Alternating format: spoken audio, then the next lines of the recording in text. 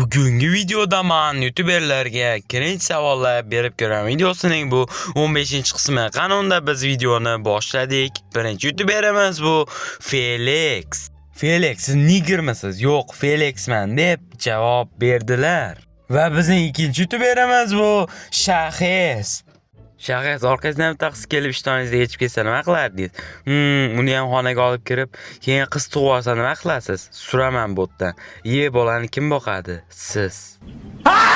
Va bizning uchinchi youtuberimiz bu Sancho Crafts. Sancho Crafts, YouTube'ga qachon qaytasiz? Anaqani bilmayman deb javob berdilar.